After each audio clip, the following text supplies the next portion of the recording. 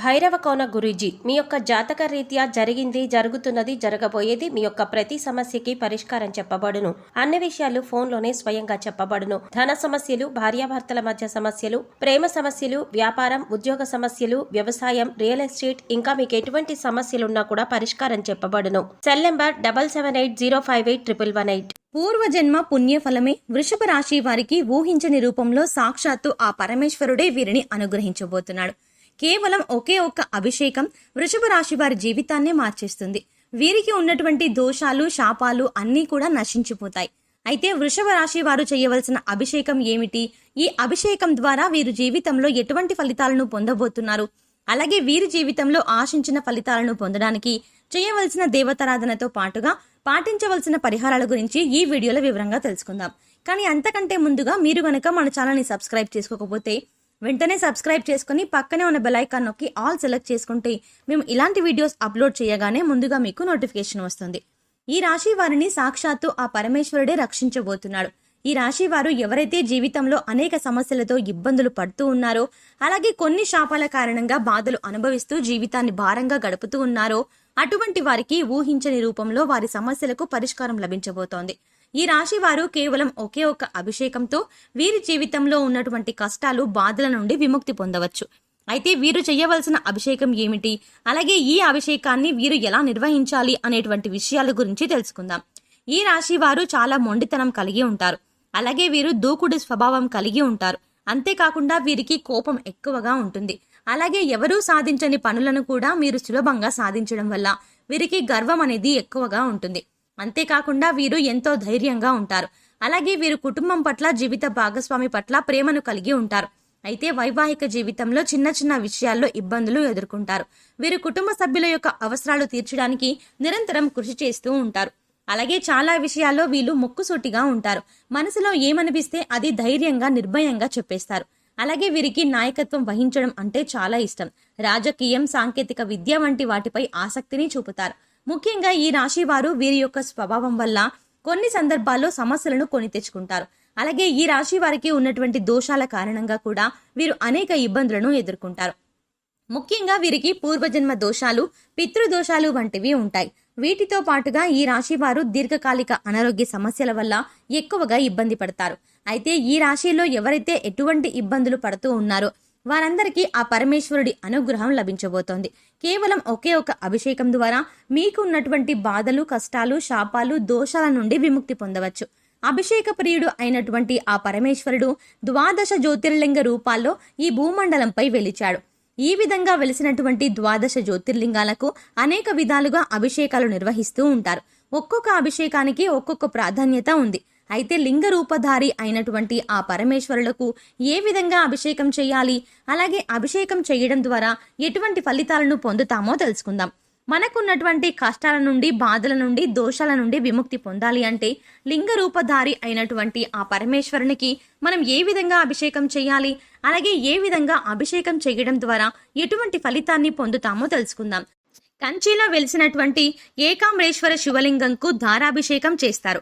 ఈ విధంగా చేయడం వల్ల సకల పాపాలు నశిస్తాయి. అలాగే తేజోలింగధారి అయిన ఆ శివునికి రుద్రాభిషేకం అంటే చాలా ఇష్టం. ఈ రుద్రాభిషేకం చేయడం ద్వారా సర్వ సంపదలు చేకూరుతాయి. అలాగే చిదంబరంలోని చిదంబేశ్వరుడుకు శతరుద్రాభిషేకం చేస్తారు. ఈ శతరుద్రాభిషేకం వల్ల కుటుంబ అభివృద్ధి జరుగుతుంది. అలాగే శ్రీకాళహస్తిలోని కాళహస్తీశ్వరుడికి ఏకదశ రుద్రాభిషేకం చేస్తారు. ఒరిస్సాలోని కోనార్కులోని సూర్య రూపధారి అయిన శివునికి లఘు రుద్రాభిషేకం చేస్తారు. దీనివల్ల పునర్జన్మ ఉండదని శాస్త్రం చెబుతుంది. అలాగే చంద్రనాథలింగంకు మహారుద్రాభిషేకం చేస్తారు. దీనివల్ల జ్ఞానాభివృద్ధి కలుగుతుంది. అలాగే కాఠ్మాండు వద్దన త్రినాథ క్షేత్రంలో అతిరుద్రాభిషేకం చేస్తారు.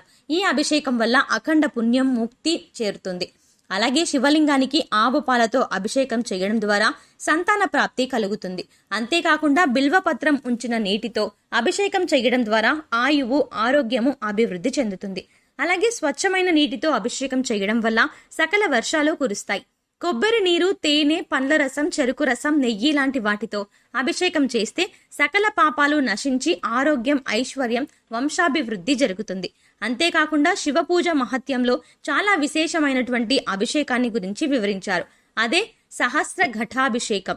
ఈ సహస్ర ఘటాభిషేకంలో 1296 కలశాలతో అద్భుతంగా శివునికి అభిషేకాన్ని నిర్వహిస్తారు.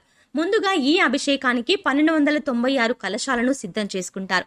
తరువాత వాటిని శుద్ధి చేసి వాటిని విభూదిని రాసి బొట్లు పెట్టి తర్వాత అష్టగంధం, సుగంధ ద్రవ్యాలు అలాగే పంచామృతాలు అన్నింటినీ కలిపి అభిషేక జలాలను సిద్ధం చేసుకుంటారు. ముందుగా సిద్ధం చేసుకున్న ఘటాలన్నింటికీ ధూపాన్ని వేస్తారు. తర్వాత వాటన్నింటికి ఒక క్రమ పద్ధతిలో ఉంచి తయారు చేసినటువంటి అభిషేక జలాన్ని ఆ కలశాల్లో నింపి పూజా కార్యక్రమం నిర్వహిస్తారు. ఆ తరువాత ఆ 1296 కలశాలతో లింగ రూపధారి అయిన ఆ పరమేశ్వరునకు అభిషేకం చేస్తారు. ఈ విధంగా అభిషేకం చేయడం వల్ల పూర్వజన్మ దోషాలు, సర్పదోషాలు, పితృదోషాలు ఇలాంటివన్నీ కూడా తొలగిపోతాయి. అయితే అందరూ ఈ సహస్ర ఘటాభిషేకాన్ని నిర్వహించలేరు. ఎందుకంటే వారి ఆర్థిక ఇబ్బందులు, అలాగే వారి యొక్క జీవన శైలి, అలాగే ఇతర సమస్యల వల్ల అందరూ కూడా ఈ అభిషేకాన్ని నిర్వహించాలంటే సాధ్యం కాదు. కాబట్టి ఈ రాశి వారికి కేవలం ఒకే ఒక అభిషేకంతో ఆ పరమేశ్వరుడి యొక్క అనుగ్రహం ఏ విధంగా పొందాలో తెలుసుకుందాం. ఈ రాశి వారు కేవలం ఒకే ఒక అభిషేకం చేయడం వల్ల వారికి ఉన్నటువంటి కష్టాలు, దోషాలు, శాపాల నుండి విముక్తి పొందవచ్చు. అలాగే ఈ రాశి వారికి ఈ అభిషేకం చేయడం చాలా సులభం. ఎందుకంటే ఈ అభిషేకానికి అధికంగా ధనాన్ని ఖర్చు చేయాలని అవసరం లేదు. కేవలం మీ యొక్క భక్తి శ్రద్ధలు మాత్రమే ఈ అభిషేకానికి అవసరం. కాబట్టి ఇటువంటి అభిషేకాన్ని చేయడం ద్వారా మీ జీవితంలో మార్పును పొందవచ్చు. అయితే ఈ రాశి వారు పాటించవలసిన అభిషేక విధానం గురించి తెలుసుకుందాం. ముందుగా శ్రేష్టమైనటువంటి పుట్టమట్టిని తీసుకోండి. తర్వాత శ్రీగంధం చెక్కని తీసుకుని దాన్ని నూరి గంధాన్ని తీయండి. ఆ తర్వాత ముందుగా తీసుకున్నటువంటి పుట్టమట్టిలో ఈ శ్రీగంధం కలపండి. ఈ విధంగా కలిపి ఆ పుట్టమట్టితో ఒక శివలింగాకృతిని తయారు చేయండి.